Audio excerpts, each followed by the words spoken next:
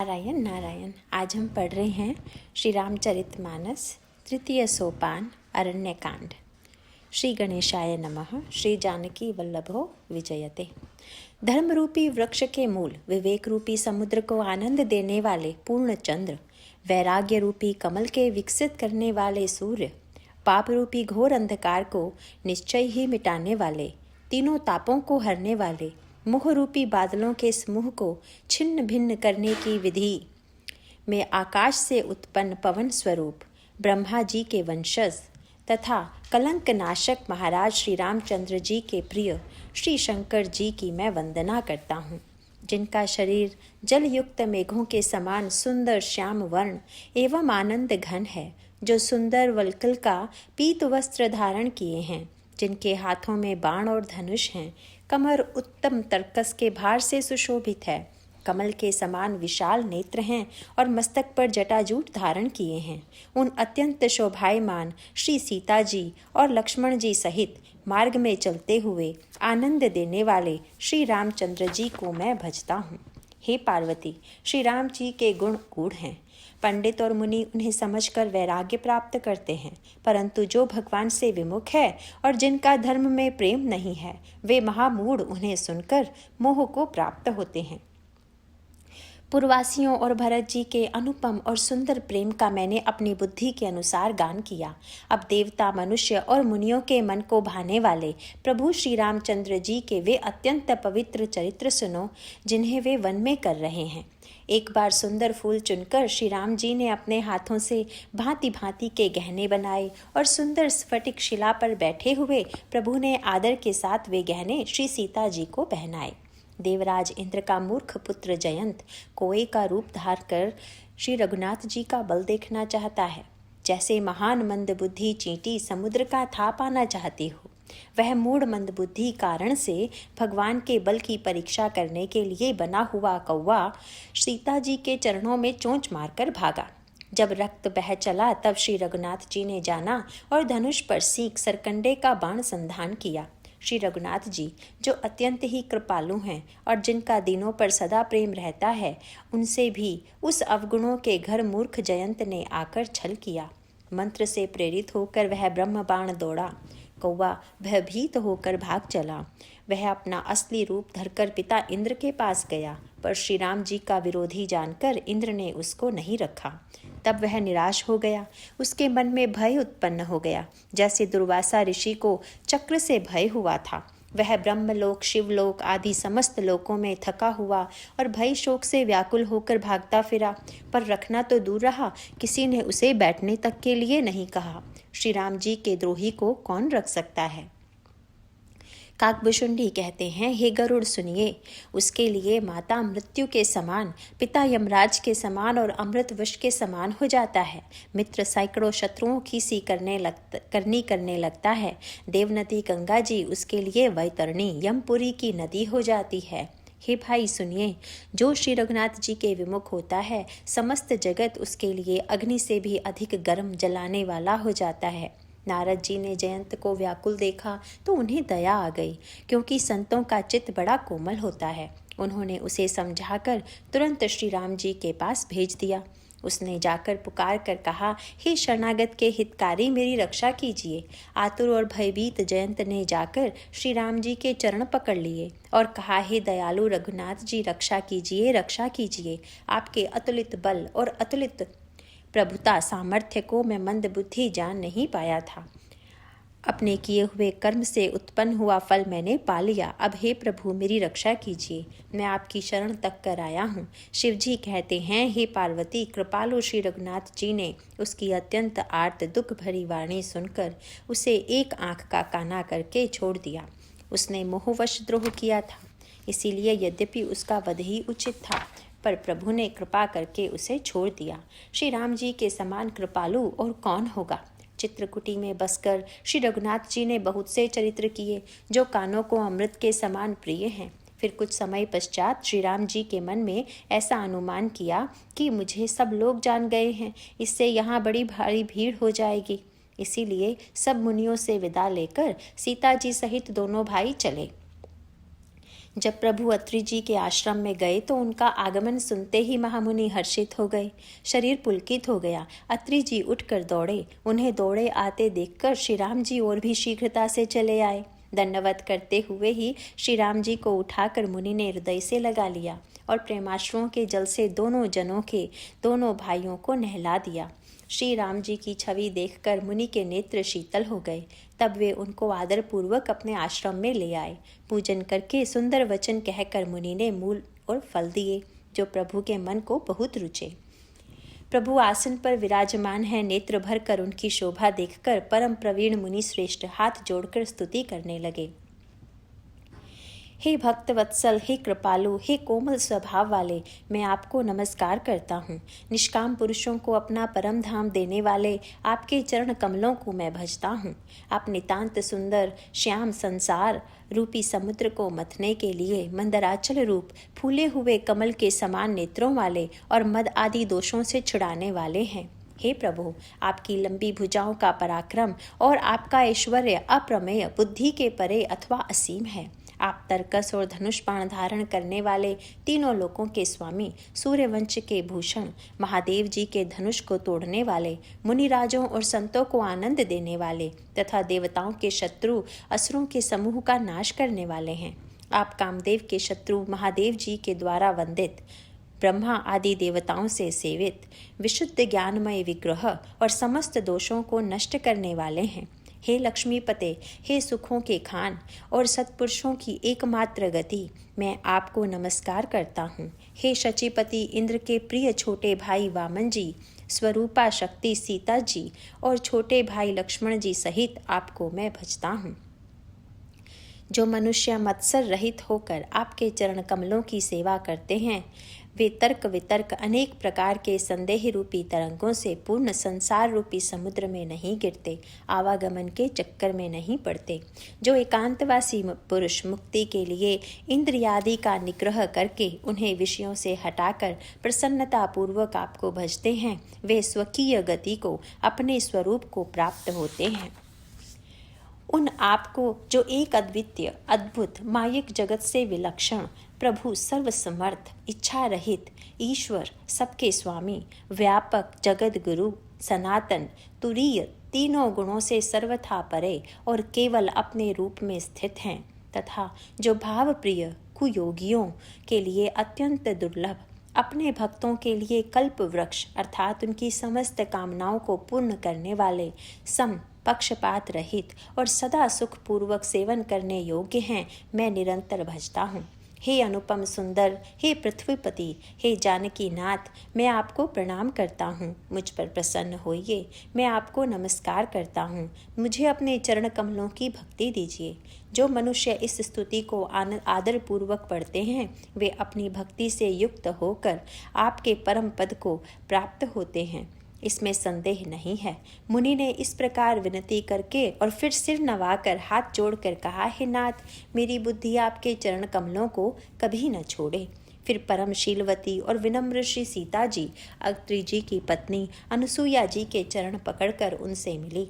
ऋषि पत्नी के मन में बड़ा सुख हुआ। उन्होंने आशीष देकर सीता जी को पास बैठा लिया और उन्हें ऐसे दिव्य वस्त्र और आभूषण पहनाए जो नित्य नए, निर्बल और सुहावने बने रहते हैं। फिर ऋषि पत्नी उनके बहाने मधुर और कोमल वाणी से स्त्रियों के कुछ धर्म बखान कर कहने लगी। हे राजकुमारी, सुनिए, माता पिता भाई सभी हित करने वाले हैं, परंतु ये सब एक सीमा तक ही सुख देने वाले हैं। परंतु हे जानकी, पति तो मोक्ष रूप असीम सुख देने वाला है। वह स्त्री अधम है जो ऐसे पति की सेवा नहीं करती। धैर्य, धर्म, मित्र और स्त्री, इन चारों की विपत्ति के समय ही परीक्षा होती है। वृद्ध, रोगी, मूर्ख, निर्धन, अंधा, बहरा, क्रोधी और अत्यंत ही दीन, ऐसे भी पति का अपमान करने से स्त्री यमपुर में भांति भांति के दुख पाती है। शरीर, वचन और मन से पति के चरणों में प्रेम करना स्त्री के लिए बस यह एक ही धर्म है, एक ही व्रत है और एक ही नियम है। जगत में 4 प्रकार की पतिव्रताएं हैं। वेद, पुराण और संत सब ऐसा कहते हैं कि उत्तम श्रेणी की पतिव्रता के मन में ऐसा भाव बसा रहता है कि जगत में मेरे पति को छोड़कर दूसरा पुरुष स्वप्न में भी नहीं है। मध्यम श्रेणी की पतिव्रता पराय पति को कैसे देखती है, जैसे वह अपना सगा भाई पिता या पुत्र हो, अर्थात समान अवस्था वाले को वह भाई के रूप में देखती है, बड़े को पिता के रूप में और छोटे को पुत्र के रूप में देखती है। जो धर्म को विचार कर और अपने कुल की मर्यादा समझकर बची रहती है वह निकृष्ट निम्न श्रेणी की स्त्री है, ऐसा वेद कहते हैं। जो स्त्री मौका न मिलने से या भयवश पतिव्रता बनी रहती है, जगत में उसे अधम स्त्री जानना। पति को धोखा देने वाली जो स्त्री पराये पति से रति करती है वह तो 100 कल्प तक रौरव नरक में पड़ी रहती है। क्षण भर के सुख के लिए जो 100 करोड़ असंख्य जन्मों के दुख को नहीं समझती, उसके समान दुष्टा कौन होगी। जो स्त्री छल छोड़कर पतिव्रत धर्म को धारण करती है वह बिना ही परिश्रम परम गति को प्राप्त होती है, किंतु जो पति के प्रतिकूल चलती है वह जहाँ भी जाकर जन्म लेती है वहीं जवानी पाकर भरी जवानी में विधवा हो जाती है। स्त्री जन्म से ही अपवित्र है, किंतु पति की सेवा करके वह अनायास ही शुभ गति प्राप्त कर लेती है।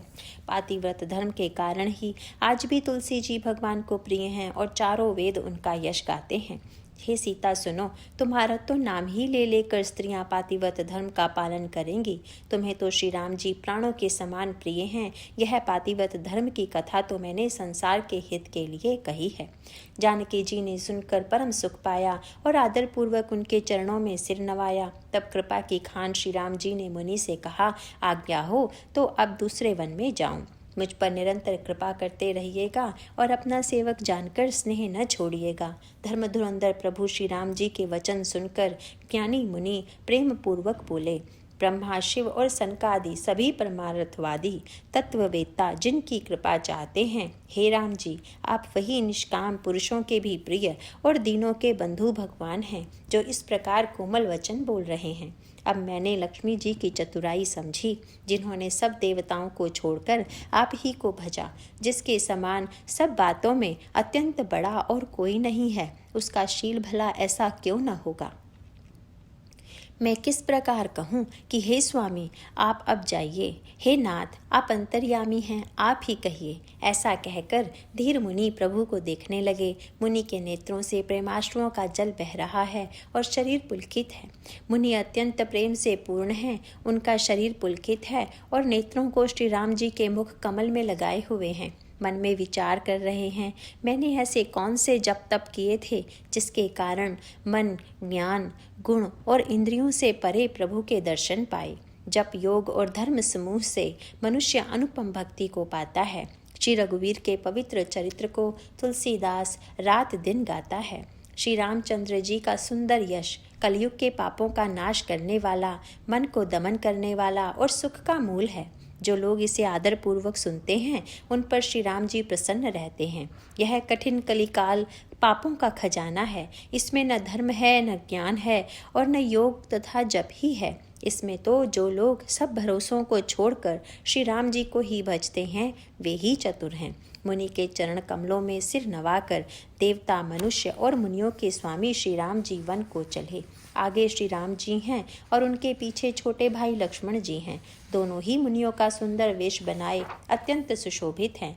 दोनों के बीच में श्री जानकी जी कैसी सुशोभित हैं, जैसे ब्रह्म और जीव के बीच माया हो। नदी, वन, पर्वत और दुर्गम घाटियाँ सभी अपने स्वामी को पहचान कर सुंदर रास्ता दे देते हैं। जहाँ जहाँ देव श्री रघुनाथ जी जाते हैं वहाँ वहाँ बादल आकाश में छाया करते जाते हैं। रास्ते में जाते हुए विराट राक्षस मिला। सामने आते ही श्री रघुनाथ जी ने उसे मार डाला। श्री राम जी के हाथ से मरते ही उसने तुरंत सुंदर दिव्य रूप प्राप्त कर लिया।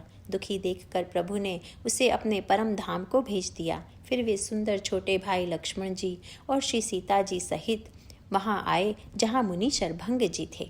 श्री रामचंद्र जी का मुख कमल देखकर मुनि श्रेष्ठ के नेत्र रूपी भौरे अत्यंत आदर पूर्वक उसका पान कर रहे हैं। शरभंग जी का जन्म धन्य है। मुनि ने कहा, हे कृपालु रघुवीर, हे शंकर जी के मन रूपी मान सरोवर के राजहंस, सुनिए, मैं ब्रह्मलोक को जा रहा था। इतने में कानों से सुना कि श्री राम जी वन में आवेंगे। तब से मैं दिन रात आपकी राह देखता रहा हूँ। अब आज प्रभु को देखकर मेरी छाती शीतल हो गई है। हे नाथ, मैं सब साधनों से हीन हूँ। आपने अपना दीन सेवक जानकर मुझ पर कृपा की है। हे देव, यह कुछ मुझ पर आपका एहसान नहीं है। हे भक्त मन चोर, ऐसा करके आपने अपने प्रण की ही रक्षा की है। अब इस दीन के कल्याण के लिए तब तक यहाँ ठहरिए जब तक मैं शरीर छोड़कर आपसे आपके धाम में न मिलूं।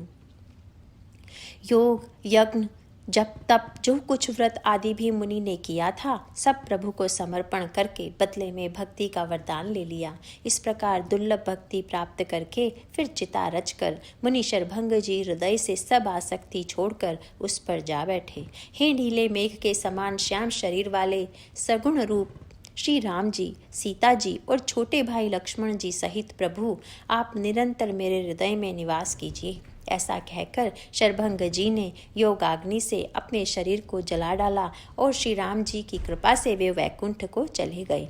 मुनि भगवान में लीन इसलिए नहीं हुए कि उन्होंने पहले ही भेद भक्ति का वर ले लिया था।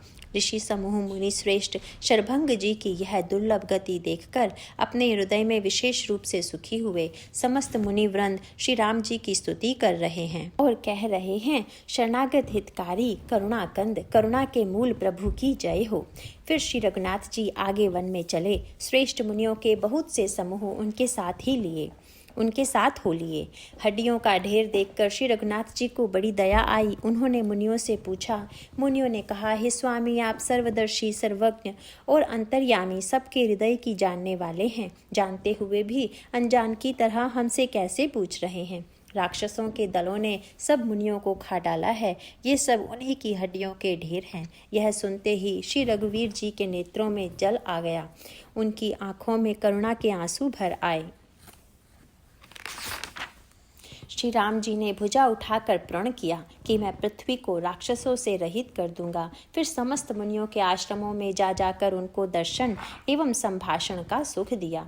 मुनि अगस्त्य जी के एक सुतीक्ष्ण नामक सुजान ज्ञानी शिष्य थे। उनकी भगवान में प्रीति थी। वे मन, वचन और कर्म से श्री राम जी के चरणों के सेवक थे। उन्हें स्वप्न में भी किसी दूसरे देवता का भरोसा नहीं था। उन्होंने ज्यों ही प्रभु का आगमन कानों से सुन पाया, त्यों ही अनेक प्रकार के मनोरथ करते हुए वे आतुरता से दौड़ चले। हे विधाता, क्या दीनबंधु श्री रघुनाथ जी मुझ जैसे दुष्ट पर भी दया करेंगे? क्या स्वामी श्री राम जी छोटे भाई लक्ष्मण सहित मुझसे अपने सेवक की तरह मिलेंगे? मेरे हृदय में दृढ़ विश्वास नहीं होता, क्योंकि मेरे मन में भक्ति, वैराग्य या ज्ञान कुछ भी नहीं है। मैंने न तो सत्संग, योग, जप अथवा यज्ञ ही किए हैं और न प्रभु के चरण कमलों में मेरा दृढ़ अनुराग ही है। हाँ, दया के भंडार प्रभु की एक बान है कि जिसे किसी दूसरे का सहारा नहीं है, वह उन्हें प्रिय होता है। भगवान की इस बान का स्मरण आते ही मुनि आनंद मग्न होकर मन ही मन कहने लगे, आहा, भव बंधन से छुड़ाने वाले प्रभु के मुखार विंद को देखकर आज मेरे नेत्र सफल होंगे। शिवजी कहते हैं, हे भवानी, ज्ञानी मुनि प्रेम में पूर्ण रूप से निमग्न हैं। उनकी वह दशा कही नहीं जाती। उन्हें दिशा, विदिशा, दिशाएं और उनके कोण आदि और रास्ता कुछ भी नहीं सूझ रहा है। मैं कौन हूँ और कहाँ जा रहा हूँ यह भी नहीं जानते, इसका भी ज्ञान नहीं है। वे कभी पीछे घूमकर फिर आगे चलने लगते हैं और कभी प्रभु के गुण गा गा कर नाचने लगते हैं। मुनि ने प्रगाढ़ प्रेमा भक्ति प्राप्त कर ली। प्रभु श्री राम जी वृक्ष की आड़ में छिपकर भक्त की प्रेमोन्मत्त दशा देख रहे हैं। मुनि का अत्यंत प्रेम देखकर भव भय आवागमन के भय को हरने वाले श्री रघुनाथ जी मुनि के हृदय में प्रकट हो गए। हृदय में प्रभु के दर्शन पाकर मुनि बीच रास्ते में अचल स्थिर होकर बैठ गए। उनका शरीर रोमांच से कटहल के फल के समान कंटकित हो गया। तब श्री रघुनाथ जी उनके पास चले आए और अपने भक्त की प्रेम दशा देखकर मन में बहुत प्रसन्न हुए। श्री राम जी ने मुनि को बहुत प्रकार से जगाया, पर मुनि नहीं जागे, क्योंकि उन्हें प्रभु के ध्यान का सुख प्राप्त हो रहा था। तब श्री राम जी ने अपने राज रूप को छिपा लिया और उनके हृदय में अपना चतुर्भुज रूप प्रकट किया। तब अपने इष्ट स्वरूप के अंतर्ध्यान होते ही मुनि कैसे व्याकुल होकर उठे, जैसे श्रेष्ठ मणिधर सर्प मणि के बिना व्याकुल हो जाता है। मुनि ने अपने सामने सीता जी और लक्ष्मण जी सहित श्याम सुंदर विग्रह सुख धाम श्री राम जी को देखा।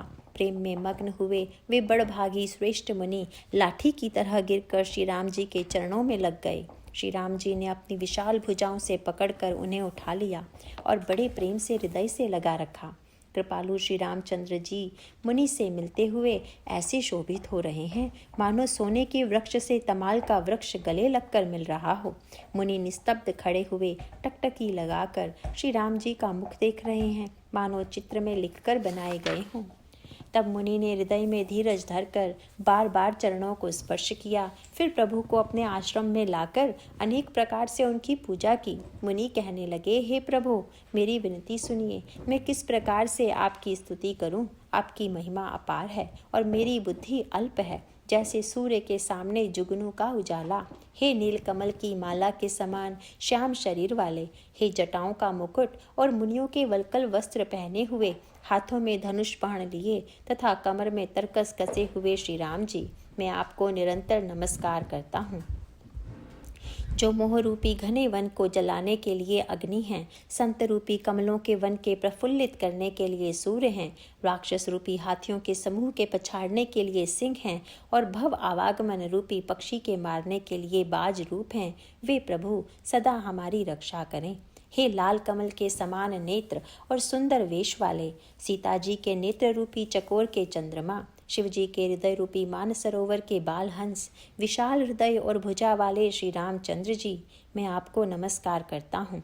जो संशय रूपी सर्प को ग्रसने के लिए गरुड़ हैं, अत्यंत कठोर तर्क से उत्पन्न होने वाले विषाद का नाश करने वाले हैं, आवागमन को मिटाने वाले और देवताओं के समूह को आनंद देने वाले हैं, वे कृपा के समूह श्री राम जी सदा हमारी रक्षा करें।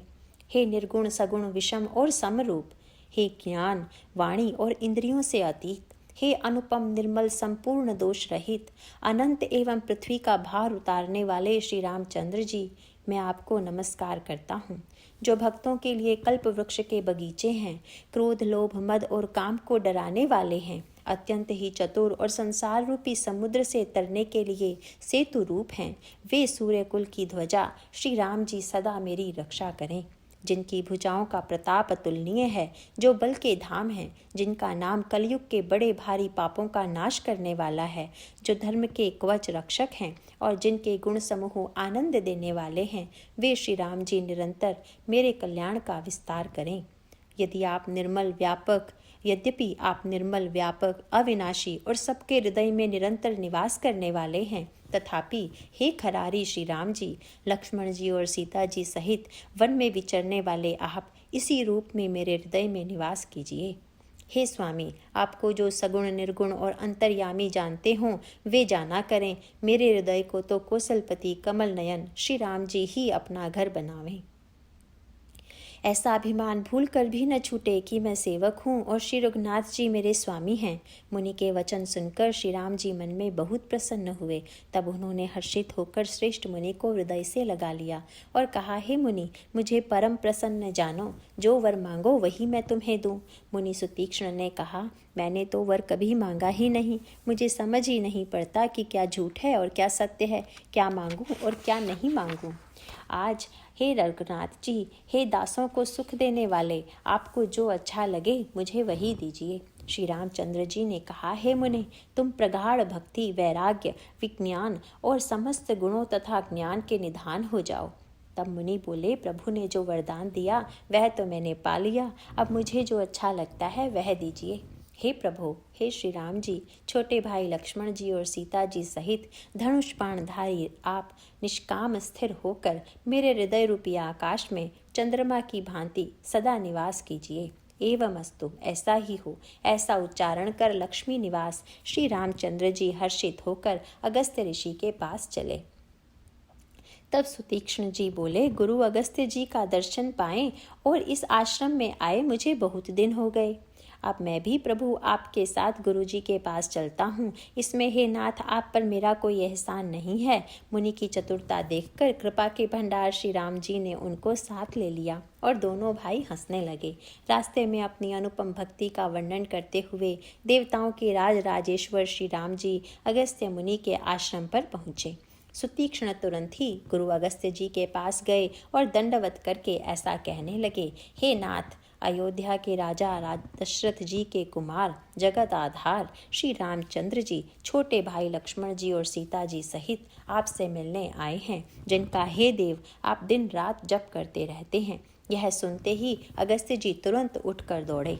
भगवान को देखते ही उनके नेत्रों में आनंद और प्रेम के आंसुओं का जल भर आया। दोनों भाई मुनि के चरण कमलों में गिर पड़े। ऋषि ने उठाकर बड़े प्रेम से उन्हें हृदय से लगा लिया। ज्ञानी मुनि ने आदरपूर्वक कुशल पूछकर उनको लाकर श्रेष्ठ आसन पर बैठाया। फिर बहुत प्रकार से प्रभु की पूजा करके कहा, मेरे समान भाग्यवान आज दूसरा नहीं है।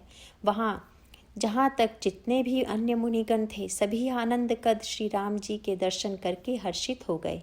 मुनियों के समूह में श्री रामचंद्र जी सबकी ओर सम्मुख होकर बैठे हैं, अर्थात प्रत्येक मुनि को श्री राम जी अपने ही सामने मुख करके बैठे दिखाई देते हैं और सब मुनि टकटकी लगाए उनके मुख को देख रहे हैं। ऐसा जान पड़ता है मानो चकोरों का समुदाय शरद पूर्णिमा के चंद्रमा की ओर देख रहा हो। तब श्री राम जी ने मुनि से कहा, हे प्रभु, आपसे तो कुछ छिपाव है नहीं। मैं जिस कारण से आया हूँ वह आप जानते ही हैं। इसी से हे तात, मैंने आपसे समझाकर कुछ नहीं कहा। हे प्रभु, अब आप मुझे वही मंत्र सलाह दीजिए जिस प्रकार मैं मुनियों के द्रोही राक्षसों को मारूं। प्रभु की वाणी सुनकर मुनि मुस्कुराए और बोले, हे नाथ, आपने क्या समझकर मुझसे यह प्रश्न किया है? हे पापों का नाश करने वाले, मैं तो आप ही के भजन के प्रभाव से आपको कुछ थोड़ी सी महिमा जानता हूँ। आपकी माया गूलर के विशाल वृक्ष के समान है। अनेकों ब्रह्मांडों के समूह ही जिनके फल हैं। चर और अचर जीव गूलर के फल के भीतर रहने वाले छोटे छोटे जंतुओं के समान उन ब्रह्मांड रूपी फलों के भीतर बसते हैं और वे अपने उस छोटे से जगत के सिवा दूसरा कुछ नहीं जानते। उन फलों का भक्षण करने वाला कठिन और कराल काल है। वह काल भी सदा आपसे भयभीत रहता है।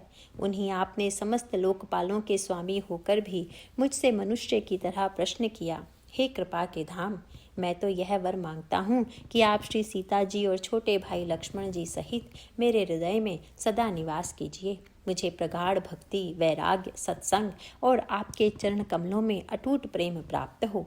यद्यपि आप अखंड और अनंत ब्रह्म हैं, जो अनुभव से ही जानने में आते हैं और जिनका संत जन भजन करते हैं। यद्यपि मैं आपके ऐसे रूप को जानता हूँ और उसका वर्णन भी करता हूँ, तो भी लौट लौट कर मैं सगुण ब्रह्म में आपके इस सुंदर स्वरूप में ही प्रेम मानता हूँ। आप सेवकों को सदा ही बड़ाई दिया करते हैं। इसी से हे रघुनाथ जी, आपने मुझसे पूछा है। हे प्रभु, एक परम मनोहर और पवित्र स्थान है जिसका नाम पंचवटी है। हे प्रभु, आप दंडक वन को जहाँ पंचवटी है पवित्र कीजिए और श्रेष्ठ मुनि गौतम जी के कठोर शाप को हर लीजिए। हे रघुकुल के स्वामी, आप सब मुनियों पर दया करके वहीं निवास कीजिए। मुनि की आज्ञा पाकर श्री रामचंद्र जी वहाँ से चल दिए और शीघ्र ही पंचवटी के निकट पहुँच गए। वहाँ गृध्रराज जटायु जी से भेंट हुई। उसके साथ बहुत प्रकार से प्रेम बढ़ाकर प्रभु श्री रामचंद्र जी गोदावरी के समीप पर्णकुटी छाकर रहने लगे। जब से श्री राम जी ने वहाँ निवास किया तब से मुनि सुखी हो गए। उनका डर जाता रहा। पर्वत, वन, नदी और तालाब शोभा से छा गए। वे दिनों दिन अधिक सुहावने मालूम होने लगे। पक्षी और पशुओं के समूह आनंदित रहते हैं और भोरे मधुर गुंजार करते हुए शोभा पा रहे हैं। जहाँ प्रत्यक्ष श्री राम जी विराजमान हैं, उस वन का वर्णन सर्पराज शेष जी भी नहीं कर सकते। एक बार प्रभु श्री राम जी सुख से बैठे हुए थे। उस समय लक्ष्मण जी ने उनसे छल रहित सरल वचन कहे, हे देवता, मनुष्य, मुनि और चराचर के स्वामी, मैं अपने प्रभु की तरह अपना स्वामी समझकर आपसे पूछता हूँ। हे देव, मुझे समझा कर वही कहिए जिससे सब छोड़कर मैं आपकी चरण रज की ही सेवा करूँ। ज्ञान, वैराग्य और माया का वर्णन कीजिए और उस भक्ति को कहिए जिसके कारण आप दया करते हैं। हे प्रभु, ईश्वर और जीव का भेद भी सब समझा कर कहिए जिससे आपके चरणों में मेरी प्रीति हो और शोक, मोह तथा भ्रम नष्ट हो जाएं। श्री राम जी ने कहा, हे तात, मैं थोड़े ही में सब समझा कर कहे देता हूँ। तुम मन, चित्त और बुद्धि लगाकर सुनो। मैं और मेरा, तू और तेरा, यही माया है जिसने समस्त जीवों को वश में कर रखा है। इंद्रियों के विषयों को और जहाँ तक मन जाता है, हे भाई, उस सब को माया जानना। उसके भी एक विद्या और दूसरी अविद्या, इन दोनों भेदों को तुम सुनो। एक अविद्या दुष्ट दोष युक्त है और अत्यंत दुख रूप है, जिसके वश होकर जीव संसार रूपी कुएं में पड़ा हुआ है। और एक विद्या जिसके वश में गुण हैं और जो जगत की रचना करती है, वह प्रभु से ही प्रेरित होती है, उसके अपना बल कुछ भी नहीं है। ज्ञान वह है जिसमें मान आदि एक भी दोष नहीं है और जो सब में समान रूप से ब्रह्म को दिखता है।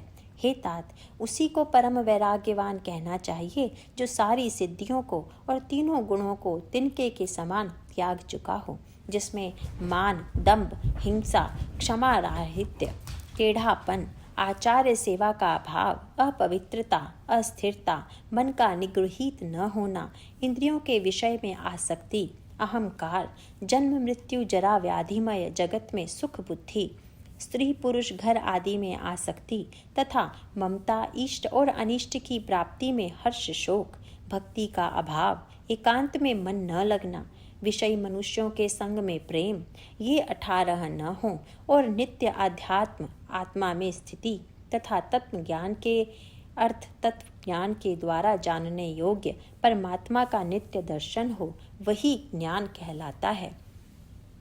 जो माया को, ईश्वर को और अपने स्वरूप को नहीं जानता, उसे जीव कहना चाहिए। जो कर्मानुसार बंधन और मोक्ष देने वाला, सबसे परे और माया का प्रेरक है, वह ईश्वर है। धर्म के आचरण से वैराग्य और योग से ज्ञान होता है तथा ज्ञान मोक्ष का देने वाला है, ऐसा वेदों ने वर्णन किया है। और हे भाई, जिससे मैं शीघ्र ही प्रसन्न होता हूँ, वह मेरी भक्ति है जो भक्तों को सुख देने वाली है।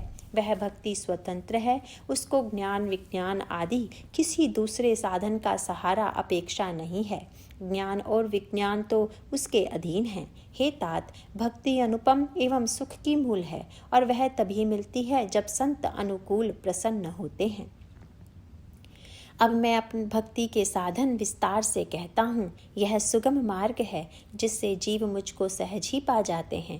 पहले तो ब्राह्मणों के चरणों में अत्यंत प्रीति हो और वेद की रीति के अनुसार अपने अपने वर्णाश्रम के कर्मों में लगा रहे। इसका फल फिर विषयों से वैराग्य होगा। तब वैराग्य होने पर मेरे धर्म भागवत धर्म में प्रेम उत्पन्न होगा। तब श्रवण आदि 9 प्रकार की भक्तियां दृढ़ होंगी और मन में मेरी लीलाओं के प्रति अत्यंत प्रेम होगा। जिसका संतों के चरण कमलों में अत्यंत प्रेम हो, मन वचन और कर्म से भजन का दृढ़ नियम हो और जो मुझको ही गुरु पिता माता भाई पति और देवता सब कुछ जाने और सेवा में दृढ़ हो। मेरा गुण गाते समय जिसका शरीर पुलकित हो जाए, वाणी गदगद हो जाए और नेत्रों से प्रेमाश्रुओं का जल बहने लगे और काम मद और दंभ आदि जिसमें न हो, हे भाई, मैं सदा उसके वश में रहता हूँ। जिनको कर्म वचन और मन से मेरी ही गति है और जो निष्काम भाव से मेरा भजन करते हैं, उनके हृदय कमल में मैं सदा विश्राम किया करता हूँ। इस भक्ति योग को सुनकर लक्ष्मण जी ने अत्यंत सुख पाया और उन्होंने प्रभु श्री रामचंद्र जी के चरणों में सिर नवाया। इस प्रकार वैराग्य, ज्ञान, गुण और नीति कहते हुए कुछ दिन बीत गए। सुपर्णखा नामक रावण की एक बहन थी जो नागिन के समान भयानक और दुष्ट हृदय की थी। वह एक बार पंचवटी में गई और दोनों राजकुमारों को देखकर विकल काम से पीड़ित हो गई। काकभुशुंडी जी कहते हैं, हे गरुड़ जी, सुपर्णखा जैसी राक्षसी धर्म ज्ञान शून्य कामांध स्त्री मनोहर पुरुष को देखकर, चाहे वह भाई पिता पुत्र ही हो, विकल हो जाती है और मन को नहीं रोक सकती। जैसे सूर्यकांत मणि सूर्य को देखकर द्रवित हो जाती है, ज्वाला से पिघल जाती है। वह सुंदर रूप धरकर प्रभु के पास जाकर और बहुत मुस्कुराकर वचन बोली, न तो तुम्हारे समान कोई पुरुष है, न मेरे समान स्त्री। विधाता ने यह संयोग जोड़ा बहुत विचार कर रचा है। मेरे योग्य पुरुष वर जगत भर में नहीं है। मैंने तीनों लोगों को खोज देखा, इसी से मैं अब तक कुमारी अविवाहित रही। अब तुमको देखकर कुछ मन माना चित्त ठहरा है। सीता जी की ओर देखकर प्रभु श्री रामचंद्र जी ने यह बात कही कि मेरा छोटा भाई कुमार है। तब वह लक्ष्मण जी के पास गई। लक्ष्मण जी ने उसे शत्रु की बहन समझकर और प्रभु की ओर देखकर कोमल वाणी से बोले, हे सुंदरी, सुन, मैं तो उनका दास हूँ, मैं पराधीन हूँ, अतः तुम्हें सुभीता न होगा। प्रभु समर्थ हैं, कौशलपुर के राजा हैं, वे जो कुछ करें उन्हें सब फबता है। सेवक सुख चाहे, भिखारी सम्मान चाहे, व्यसनी जिसे जुए शराब आदि का व्यसन हो, धन और व्यभिचारी शुभ गति चाहे, लोभी यश चाहे और अभिमानी चारों फल अर्थ धर्म काम मोक्ष चाहे, तो ये सब प्राणी आकाश को दूह कर दूध लेना चाहते हैं, अर्थात असंभव बात को संभव करना चाहते हैं। वह लौटकर फिर श्री राम जी के पास आई। प्रभु ने फिर उसे लक्ष्मण जी के पास भेज दिया। लक्ष्मण जी ने कहा, तुम्हें वही बरेगा जो लज्जा को तृण तोड़कर अर्थात प्रतिज्ञा करके त्याग देगा, अर्थात जो निपट निर्लज होगा। तब वह खिसियाई हुई क्रुद्ध होकर श्री राम जी के पास गई और उसने अपना भयंकर रूप प्रकट किया। सीता जी को भयभीत देखकर श्री रघुनाथ जी ने लक्ष्मण जी को इशारा देकर कहा। लक्ष्मण जी ने बड़ी फुर्ती से उसको बिना नाक कान की कर दिया, मानो उसके हाथ रावण को चुनौती दी हो। बिना नाक कान के वह विकराल हो गई। उसके शरीर से रक्त इस प्रकार बहने लगा मानो काले पर्वत से गेरू की धारा बह रही हो। वह विलाप करती हुई खरदूषण के पास गई और बोली, हे भाई, तुम्हारे पौरुष को धिक्कार है, तुम्हारे बल को धिक्कार है। उन्होंने पूछा। तब शूर्पणखा ने सब समझा कर कहा। सब सुनकर राक्षसों ने सेना तैयार की। राक्षस समूह झुंड के झुंड दौड़े, मानो पंखधारी काजल के पर्वतों का झुंड हो। वे अनेकों प्रकार की सवारियों पर चढ़े हुए तथा अनेकों आकार के हैं। वे अपार हैं और अनेकों प्रकार के असंख्य भयानक हथियार धारण किए हुए हैं। उन्होंने नाक कान कटी हुई अमंगल रूपिणी शूर्पणखा को आगे कर लिया।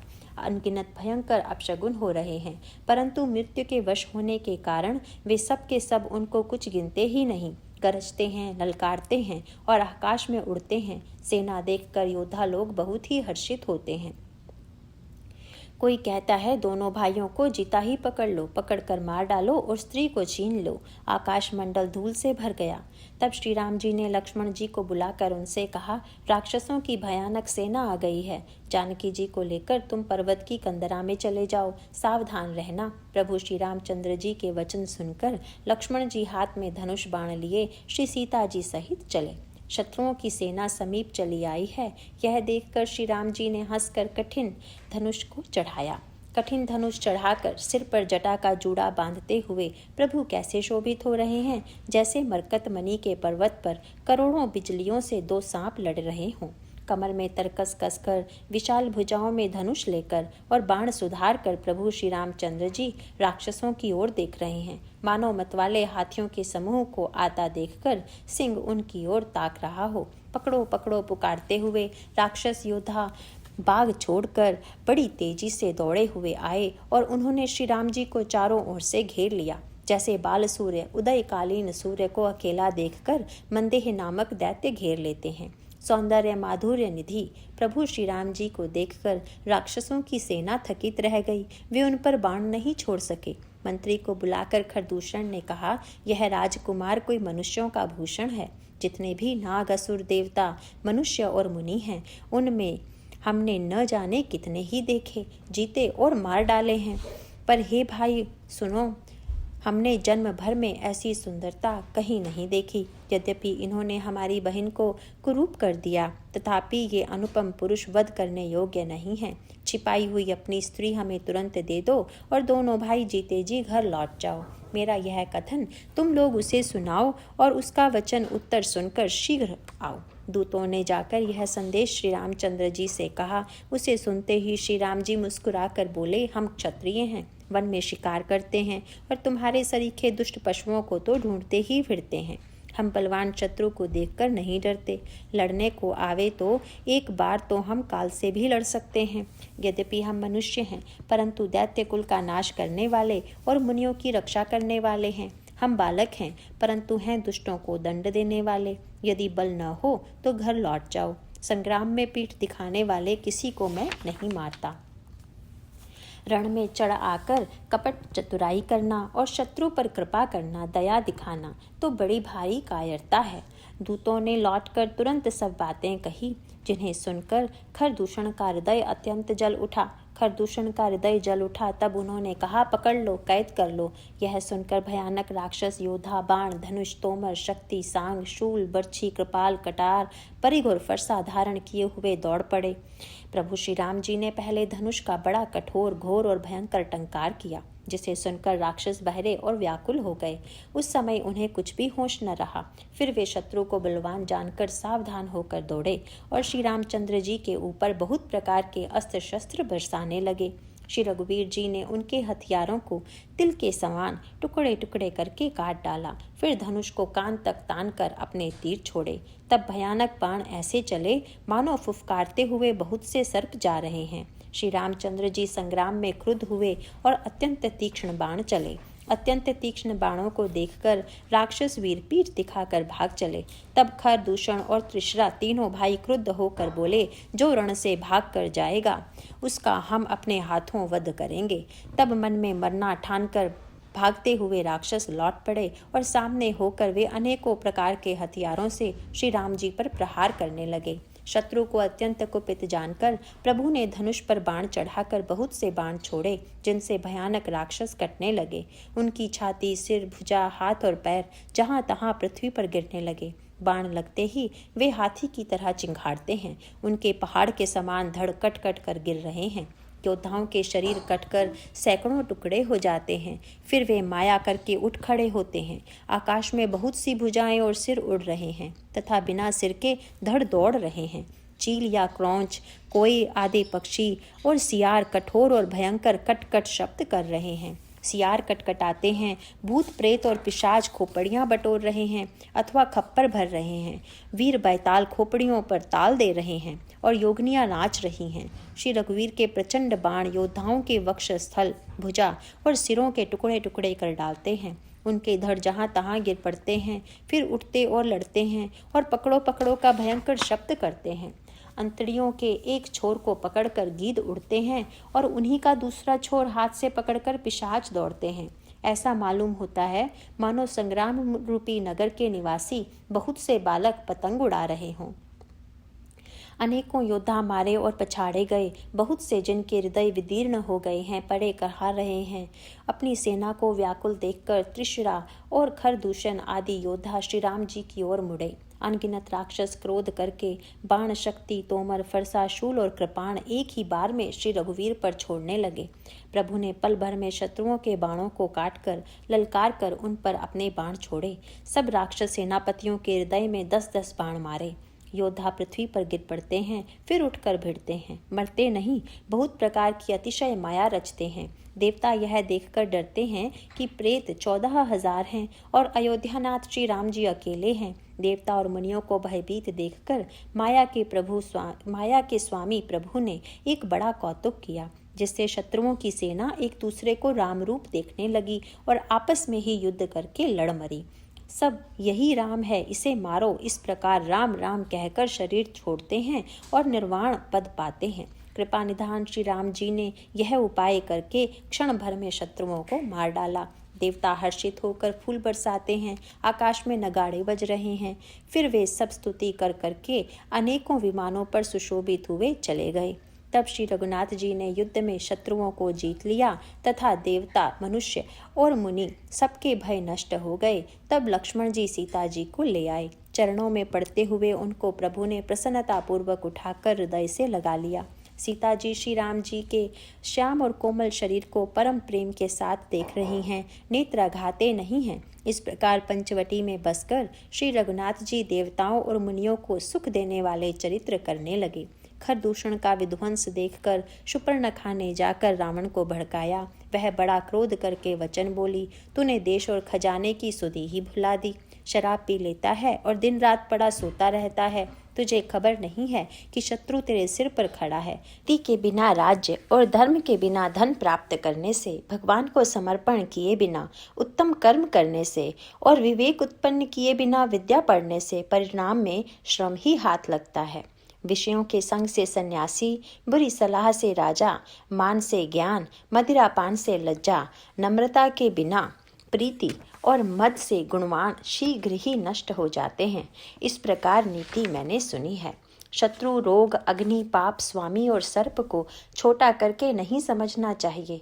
ऐसा कहकर शूर्पणखा अनेक प्रकार से विलाप करके रोने लगी।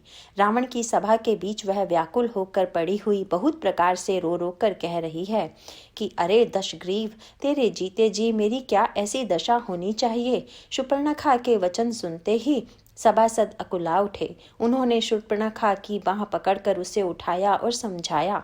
लंकापति रावण ने कहा, अपनी बात तो बता, किसने तेरे नाक कान काट लिए।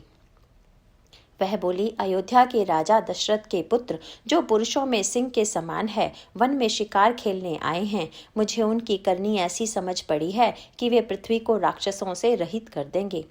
जिनकी भुजाओं का बल पाकर हे दशमुख मुनि लोग वन में निर्भय होकर विचरने लगे हैं। वे देखने में तो बालक हैं, पर हैं काल के समान। वे परम धीर, श्रेष्ठ धनुर्धर और अनेकों गुणों से युक्त हैं। दोनों भाइयों का बल और प्रताप अतुलनीय है। वे दुष्टों के वध करने में लगे हैं और देवता तथा मुनियों को सुख देने वाले हैं। वे शोभा के धाम हैं। राम, ऐसा उनका नाम है। उनके साथ एक तरुणी सुंदरी स्त्री है। विधाता ने उस स्त्री को ऐसी रूप की राशि बनाया है कि 100 करोड़ रथी उस पर निछावर हैं। उन्हीं के छोटे भाई ने मेरे नाक कान काट डाले। मैं तेरी बहन हूँ, यह सुनकर वे मेरे हंसी करने लगे। मेरी पुकार सुनकर खरदूषण सहायता करने आए, पर उन्होंने क्षण भर में सारी सेना को मार डाला। खरदूषण और त्रिशरा का वध सुनकर रावण के सारे अंग जल उठे। उसने शूर्पणखा को समझाकर बहुत प्रकार से अपने बल का बखान किया, किंतु मन में वह अत्यंत चिंतावश होकर अपने महल में गया। उसे रात भर नींद नहीं पड़ी। वह मन ही मन विचार करने लगा, देवता, मनुष्य, असुर, नाग और पक्षियों में कोई ऐसा नहीं जो मेरे सेवक को भी पा सके। खरदूषण तो मेरे ही समान बलवान थे। उन्हें भगवान के सिवा और कौन मार सकता है। देवताओं को आनंद देने वाले, पृथ्वी का भार हरण करने वाले भगवान ने ही यदि अवतार लिया है, तो मैं जाकर उनसे हठपूर्वक वैर करूंगा और प्रभु के बाण के आघात से प्राण छोड़कर भवसागर से तर जाऊंगा। इस तामस शरीर से भजन तो होगा नहीं, अतएव मन, वचन और कर्म से यही दृढ़ निश्चय है। और यदि वे मनुष्य रूप कोई राजकुमार होंगे तो उन दोनों को रण में जीत कर उनकी स्त्री को हर लूंगा। यूं विचार कर रावण रथ पर चढ़कर अकेला ही वहां चला जहां समुद्र के तट पर मारीच रहता था। शिवजी कहते हैं कि हे पार्वती, यहाँ श्री रामचंद्र जी ने जैसी युक्ति रची वह सुंदर कथा सुनो। लक्ष्मण जी जब कंद मूल फल लेने के लिए वन में गए, तब अकेले में कृपा और सुख के समूह श्री रामचंद्र जी हंसकर जानकी जी से बोले, हे प्रिय, हे सुंदर पातिव्रत धर्म का पालन करने वाली सुशीले, सुनो, मैं अब कुछ मनोहर मनुष्य लीला करूंगा। इसलिए जब तक मैं राक्षसों का नाश न करूं, तब तक तुम अग्नि में निवास करो। श्री राम ने ज्यों ही सब समझा कर कहा, त्यों ही श्री सीता जी प्रभु के चरणों को हृदय में धरकर अग्नि में समा गई। सीता जी ने अपनी ही छाया मूर्ति वहां रख दी, जो उनके जैसी ही शील, स्वभाव और रूप वाली तथा वैसी ही विनम्र थी। भगवान ने जो कुछ लीला रची, इस रहस्य को लक्ष्मण जी ने भी नहीं जाना। स्वार्थपरायण और नीच रावण वहां गया जहां मारीच था और उसको सिर नवाया। नीच का झुकना भी अत्यंत दुखदायी होता है, जैसे अंकुश, धनुष, सांप और बिल्ली का झुकना। हे भवानी, दुष्ट की मीठी वाणी भी उसी प्रकार भय देने वाली होती है जैसे बिना ऋतु के फूल। तब मारीच ने उसकी पूजा करके आदर पूर्वक बात पूछी, हे तात, आपका मन किस कारण इतना अधिक व्यग्र है और आप अकेले आए हैं। भाग्यहीन रावण ने सारी कथा अभिमान सहित उसके सामने कही और फिर कहा, तुम छल करने वाले कपट मृग बनो, जिस उपाय से मैं उस राजवधू को हर लाऊं। तब उसने मारीच ने कहा, हे दशशीष सुनिए, वे मनुष्य रूप में चराचर के ईश्वर हैं। हे तात, उनसे बैर न कीजिए। उन्हीं के मारने से मरना और उनके जिलाने से जीना होता है। सबका जीवन मरण उन्हीं के अधीन है। यही राजकुमार मुनि विश्वामित्र के यज्ञ की रक्षा के लिए आ गए थे। उस समय श्री रघुनाथ जी ने बिना फल का बाण मुझे मारा था, जिससे मैं क्षण भर में 100 योजन पर आ गिरा। उनसे वैर करने में भलाई नहीं है। मेरी दशा तो भृंगी के कीड़े की सी हो गई है। मैं जहाँ तहाँ श्री राम लक्ष्मण दोनों भाइयों को ही देखता हूँ। और हे तात, यदि वे मनुष्य हैं तो भी बड़े शूरवीर हैं। उनसे विरोध करने में पूरा न पड़ेगा, सफलता नहीं मिलेगी। जिसने ताड़का और सुबाहु का मारकर शिवजी का धनुष तोड़ दिया और खर और दूषण और त्रिशरा का वध कर डाला, ऐसा प्रचंड बली भी कहीं मनुष्य हो सकता है? अतः अपने कुल की कुशल विचार कर आप घर लौट जाइए। यह सुनकर रावण जल उठा और उसने बहुत सी गालियां दी, दुर्वचन कहे। कहा, अरे मूर्ख, तो गुरु की तरह मुझे ज्ञान सिखाता है। बता तो संसार में मेरे समान योद्धा कौन है? तब मारीच ने हृदय में अनुमान किया कि शस्त्रधारी, मर्मी, भेद जानने वाला, समर्थ स्वामी, मूर्ख, धनवान, वैद्य, भाट, कवि और रसोइया, इन 9 व्यक्तियों से विरोध करने में कल्याण नहीं होता। जब मरीच ने दोनों प्रकार से अपना मरण देखा, तब उसने श्री रघुनाथ जी की शरण तकी, अर्थात उनकी शरण जाने में ही कल्याण समझा। सोचा कि उत्तर देते ही ना ही करते ही यह अभागा मुझे मार डालेगा, फिर श्री रघुनाथ जी के बाण लगने से ही क्यों न मरूं। हृदय में ऐसा समझकर वह रावण के साथ चला। श्री राम जी के चरणों में उसका अखंड प्रेम है। उसके मन में इस बात का अत्यंत हर्ष है कि आज मैं अपने परम स्नेही श्री राम जी को देखूंगा, किंतु उसने यह हर्ष रावण को नहीं जनाया। वह मन ही मन सोचने लगा, अपने परम प्रियतम को देखकर नेत्रों को सफल करके सुख पाऊंगा। जानकी जी सहित और छोटे भाई लक्ष्मण जी समेत कृपा निधान श्री राम जी के चरणों में मन लगाऊंगा, जिनका क्रोध भी मोक्ष देने वाला है और जिनकी भक्ति उन अवश्य किसी के वश में न होने वाले स्वतंत्र भगवान को भी वश में करने वाली है। आहा, वे ही आनंद के समुद्र श्री हरि अपने हाथों से बाण संधान कर मेरा वध करेंगे। धनुष बाण धारण किए मेरे पीछे पीछे पृथ्वी पर पकड़ने के लिए दौड़ते हुए प्रभु को मैं फिर कर देखूंगा। मेरे समान धन्य दूसरा कोई नहीं है। जब रावण उस वन के, जिस वन में श्री रघुनाथ जी रहते थे, निकट पहुंचा, तब मरीच कपट मृग बन गया। वह अत्यंत ही विचित्र था, कुछ वर्णन नहीं किया जा सकता। सोने का शरीर मणियों से जड़कर बनाया गया था। सीता जी ने उस परम सुंदर हिरण को देखा, जिसके अंग अंग की छटा अत्यंत मनोहर थी। वे कहने लगी, हे देव, हे कृपालु रघुवीर, सुनिए, इस मृग की छाल बहुत ही सुंदर है। जानकी जी ने कहा, हे सत्य प्रतिज्ञ प्रभु, इसको मारकर इसका चमड़ा ला दीजिए।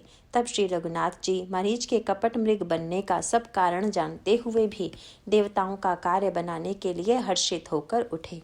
हिरण को देखकर श्री राम जी ने कमर में फेंटा बांधा और हाथ में धनुष लेकर उस पर सुंदर दिव्य बाण चढ़ाया। फिर प्रभु ने लक्ष्मण जी को समझाकर कहा, हे भाई, वन में बहुत से राक्षस फिरते हैं। तुम बुद्धि और विवेक के द्वारा बल और समय का विचार करके सीता की रखवाली करना।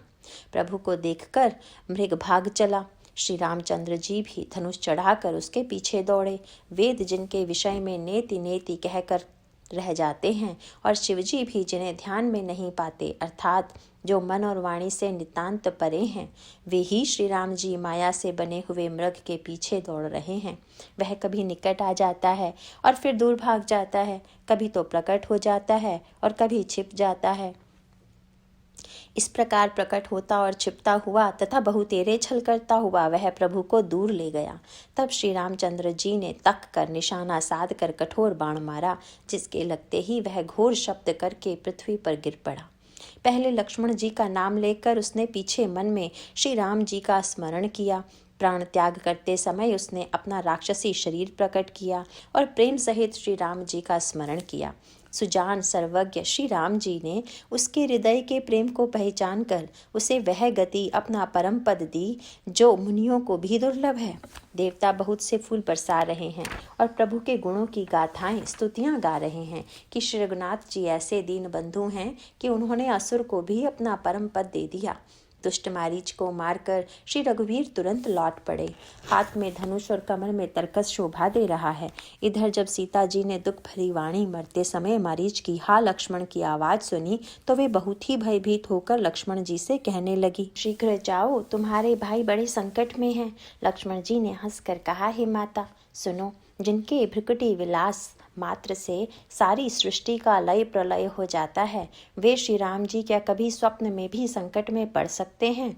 इस पर जब सीता जी कुछ मर्म वचन, हृदय में चुभने वाले वचन कहने लगी, तब भगवान की प्रेरणा से लक्ष्मण जी का मन भी चंचल हो उठा। वे सीता जी को वन और दिशाओं के देवताओं को सौंपकर वहां चले जहां रावण रूपी चंद्रमा के लिए राहु रूप श्री राम जी थे। रावण सूना मौका देखकर यति सन्यासी के वेश में श्री सीता जी के समीप आया, जिसके डर से देवता और दैत्य तक इतना डरते हैं कि रात को नींद नहीं आती और दिन में भरपेट अन्न नहीं खाते। वही 10 सिर वाला रावण कुत्ते की तरह इधर उधर ताकता हुआ बढ़ियाई के लिए चला। काकभुशुंडी जी कहते हैं, हे गरुड़, प्रकार कुमार्ग पर पैर रखते ही शरीर में तेज तथा बुद्धि एवं बल का लेश भी नहीं रह जाता। सूना पाकर कुत्ता चुपके से बर्तन भांडों में मुंह डालकर कुछ चुरा ले जाता है, उसे बढ़ियाई कहते हैं। रावण ने अनेकों प्रकार की सुहावनी कथाएं रचकर सीता जी को राजनीति, भय और प्रेम दिखलाया। सीता जी ने कहा, हे यति गोसाई सुनो, तुमने तो दुष्ट की तरह वचन कहे। तब रावण ने अपना असली रूप दिखाया और जब नाम सुनाया तब तो सीता जी भयभीत हो गई। उन्होंने गहरा धीरज धर कर कहा, अरे दुष्ट, खड़ा तो रह, प्रभु आ गए। जैसे सिंह की स्त्री को तुच्छ खरगोश कहे चाहे, वैसे ही अरे राक्षस राज, तू मेरी चाह करके काल के वश हुआ है। ये वचन सुनते ही रावण को क्रोध आ गया, परंतु मन में उसने सीता जी के चरणों की वंदना करके सुख माना। फिर क्रोध में भरकर रावण ने सीता जी को रथ पर बैठा लिया और वह बड़ी उतावली के साथ आकाश मार्ग से चला, किंतु डर के मारे उससे रथ हाँका नहीं जाता था। सीता जी विलाप कर रही थी, हा जगत के अद्वितीय वीर श्री रघुनाथ जी, आपने किस अपराध से मुझ पर दया भुला दी। हे दुखों के हरने वाले, हे शरणागत को सुख देने वाले, हा रघुकुल रूपी कमल के सूर्य, हा लक्ष्मण, तुम्हारा दोष नहीं है, मैंने क्रोध किया, उसका फल पाया। श्री जानकी जी बहुत प्रकार से विलाप कर रही हैं। हाय, प्रभु की कृपा तो बहुत है, परंतु वे स्नेही प्रभु बहुत दूर रह गए हैं। प्रभु को मेरी यह विपत्ति कौन सुनावे। यज्ञ के अन्न को गदहा खाना चाहता है। सीता जी का भारी विलाप सुनकर जड़ चेतन सभी जीव दुखी हो गए। कृतराज जटायु ने सीता जी की दुख भरी वाणी सुनकर पहचान लिया कि ये रघुकुल तिलक श्री रामचंद्र जी की पत्नी है। उसने देखा कि नीच राक्षस इनको बुरी तरह लिए जा रहा है, जैसे कपिला गायें मलेच्छ के पाले पड़ गई हो।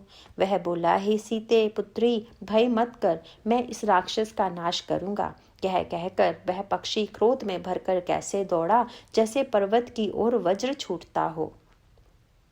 उसने ललकार कर कहा, रे रे दुष्ट, खड़ा क्यों नहीं होता, निडर होकर चल दिया। तूने मुझे नहीं जाना।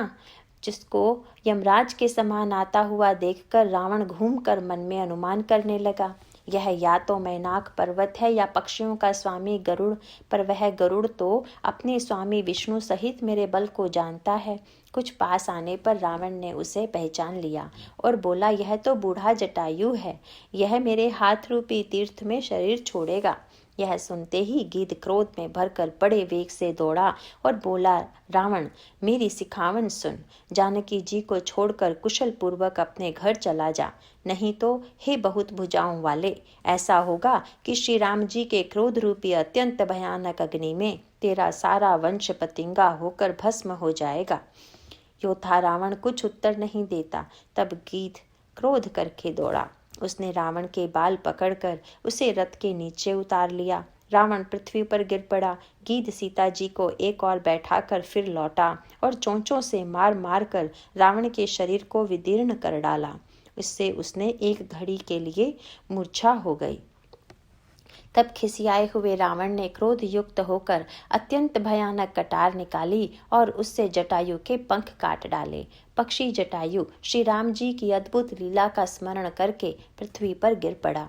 सीता जी को फिर रथ पर चढ़ाकर रावण बड़ी उतावली के साथ चला। उसे भय कम न था। सीता जी आकाश में विलाप करती हुई जा रही हैं, मानो व्याध के वश में पड़ी हुई जाल में फंसी हुई कोई भयभीत हिरनी हो। पर्वत पर बैठे हुए बंदरों को देखकर सीता जी ने हरि नाम लेकर वस्त्र डाल दिया। इस प्रकार वह सीता जी को ले गया और उन्हें अशोक वन में जा रखा। सीता जी को बहुत प्रकार से भय और प्रीति दिखलाकर जब वह दुष्ट हार गया, तब उन्हें यत्न करा के सब व्यवस्था ठीक करा के अशोक वृक्ष के नीचे रख दिया। नवान परायण छठा विश्राम समाप्त। जिस प्रकार कपट मृग के साथ श्री राम जी दौड़ चले थे, उसी छवि को हृदय में रखकर वे हरिनाम रटती रहती हैं। इधर श्री रघुनाथ जी ने छोटे भाई लक्ष्मण जी को आते देखकर बाह्य रूप में बहुत चिंता की और कहा, हे भाई, तुमने जानकी को अकेले छोड़ दिया और मेरी आज्ञा का उल्लंघन कर यहाँ चले आए। नारायण नारायण। आज हम पढ़ रहे हैं श्री रामचरितमानस अरण्य कांड, तृतीय सोपान, नवान्न परायण 7वां विश्राम, मास परायण 22वां विश्राम। जिस प्रकार कपट मृग के साथ श्री राम जी दौड़ चले थे, उसी छवि को हृदय में रखकर वे हरिनाम राम नाम रटती रहती हैं। इधर श्री रघुनाथ जी ने छोटे भाई लक्ष्मण जी को आते देखकर बाह्य रूप में बहुत चिंता की और कहा, हे भाई, तुमने जानकी को अकेले छोड़ दिया और मेरी आज्ञा का उल्लंघन कर यहाँ चले आए। राक्षसों के झुंड वन में फिरते रहते हैं। मन में ऐसा आता है कि सीता आश्रम में नहीं है। छोटे भाई लक्ष्मण जी ने श्री राम जी के चरण कमलों को पकड़कर हाथ जोड़कर कहा, हे नाथ, मेरा कुछ भी दोष नहीं है। लक्ष्मण जी सहित प्रभु श्री राम जी वहां गए जहां गोदावरी के तट पर उनका आश्रम था। आश्रम को जानकी जी से रहित देखकर श्री राम जी साधारण मनुष्य की भांति व्याकुल और दीन हो गए। वे विलाप करने लगे, हा गुणों की खान जानकी, हा रूपशील व्रत और नियमों में पवित्र सीते। लक्ष्मण जी ने बहुत प्रकार से समझाया। तब श्री राम जी लताओं और वृक्षों की पंक्तियों से पूछते हुए चले, हे पक्षियों, हे पशुओं, हे भौरों की पंक्तियों, तुमने कहीं मृगनयनी सीता को देखा है? खंजन, तोता, कबूतर, हिरन, मछली, भौरों का समूह, प्रवीण कोयल, कुंदकली, अनार, बिजली, कमल, शरद का चंद्रमा और नागिनी, वरुण का पाश, कामदेव का धनुष, हंस, गज और सिंह, ये सब आज अपनी प्रशंसा सुन रहे हैं। बेल, सुवर्ण और केला हर्षित हो रहे हैं। इनके मन में जरा भी शंका और संकोच नहीं है। हे जानकी, सुनो, तुम्हारे बिना ये सब आज ऐसे हर्षित हैं तो राज पा गए हों, अर्थात तुम्हारे अंगों के सामने ये सब तुच्छ, अपमानित और लज्जित थे। आज तुम्हें न देखकर ये अपनी शोभा के अभिमान में फूल रहे हैं। तुमसे यह अनख कैसे सही जाती है? हे प्रिय, तुम शीघ्र ही प्रकट क्यों नहीं होती? इस प्रकार अनंत ब्रह्मांडों के अथवा महिमामयी स्वरूपा शक्ति श्री सीता जी के स्वामी श्री राम जी सीता जी को खोजते हुए इस प्रकार विलाप करते हैं, मानो कोई महाविरही और अत्यंत कामी पुरुष हो। पूर्ण काम, आनंद की राशि, अजन्मा और अविनाशी श्री राम जी मनुष्यों के से चरित्र कर रहे हैं। आगे जाने पर उन्होंने गृध्रपति जटायु को पड़ा देखा। वह श्री राम जी के चरणों का स्मरण कर रहा था, जिनमें ध्वजा, कुलिश आदि की रेखाएं चिन्ह हैं। कृपा सागर श्री रघुवीर ने अपने कर कमल से उसके सिर का स्पर्श किया, उसके सिर पर कर कमल फेर दिया। शोभा धाम श्री राम जी का परम सुंदर मुख देखकर उसकी सब पीड़ा जाती रही। तब धीरज धरकर गीत ने यह वचन कहा, हे भव जन्म मृत्यु के भय का नाश करने वाले श्री राम जी, सुनिए। हे नाथ, रावण ने मेरी यह दशा की है, उसी दुष्ट ने जानकी जी को हर लिया है। हे गोसाई, वह उन्हें लेकर दक्षिण दिशा को गया है। सीता जी कुर्री खुर्ज की तरह अत्यंत विलाप कर रही थी। हे प्रभु, मैंने आपके दर्शन के लिए ही प्राण रोक रखे थे। हे कृपा निधान, अब ये चलना ही चाहते हैं। श्री राम जी ने कहा, हे तात, शरीर को बनाए रखिए। तब उसने मुस्कुराते हुए यह बात कही, मरते समय जिसका नाम मुंह में आ जाने से अधम महापापी भी मुक्त हो जाता है, ऐसा वेद गाते हैं। वही आप मेरे नेत्रों के विषय होकर सामने खड़े हैं। हे नाथ, अब मैं किस कमी की पूर्ति के लिए देह को रखूं? नेत्रों में जल भरकर श्री रघुनाथ जी कहने लगे, हे तात, आपने अपने श्रेष्ठ कर्मों से दुर्लभ गति पाई है। जिनके मन में दूसरे का हित बसता है, समाया रहता है, उनके लिए जगत में कुछ भी, कोई भी गति दुर्लभ नहीं है। हे तात, शरीर छोड़कर आप मेरे परम धाम में जाइए। मैं आपको क्या दूं? आप तो पूर्ण काम हैं, सब कुछ पा चुके हैं। हे तात, सीता हरण की बात आप जाकर पिताजी से ना कहिएगा। यदि मैं राम हूँ तो दशमुख रावण कुटुंब सहित वहाँ आकर स्वयं ही कहेगा। जटायु ने गीत की देह त्याग कर हरि का रूप धारण किया और बहुत से अनुपम दिव्य आभूषण और दिव्य पीतांबर पहन लिए। श्याम शरीर है, विशाल 4 भुजाएं हैं और नेत्रों में प्रेम तथा आनंद के आंसुओं का जल भरकर वह स्तुति कर रहा है। हे राम जी, आपकी जय हो। आपका रूप अनुपम है, आप निर्गुण हैं, सगुण हैं और सत्य ही गुणों के माया के प्रेरक हैं। 10 सिर वाले रावण की प्रचंड भुजाओं को खंड खंड करने के लिए प्रचंड बाण धारण करने वाले, पृथ्वी को सुशोभित करने वाले, जलयुक्त मेघ के समान श्याम शरीर वाले, कमल के समान मुख और लाल कमल के समान विशाल नेत्रों वाले, विशाल भुजाओं वाले और भव भय से छुड़ाने वाले कृपालु श्री राम जी को मैं नित्य नमस्कार करता हूँ। आप अपरिमित बल वाले हैं, अनादि, अजन्मा, अव्यक्त, एक, अगोचर, गोविंद, वेद वाक्यों द्वारा जानने योग्य, इंद्रियों से अतीत, जन्म मरण, सुख दुख, हर्ष शोक आदि द्वंद्वों को हर लेने वाले, विज्ञान की घन मूर्ति और पृथ्वी के आधार हैं तथा जो संत राम मंत्र को भजते हैं उन अनंत सेवकों के मन को आनंद देने वाले हैं। उन निष्काम प्रिय, निष्काम जनों के प्रेमी अथवा उन्हें प्रिय तथा काम आदि दुष्ट वृत्तियों के दल का दलन करने वाले श्री राम जी को मैं नित्य नमस्कार करता हूँ।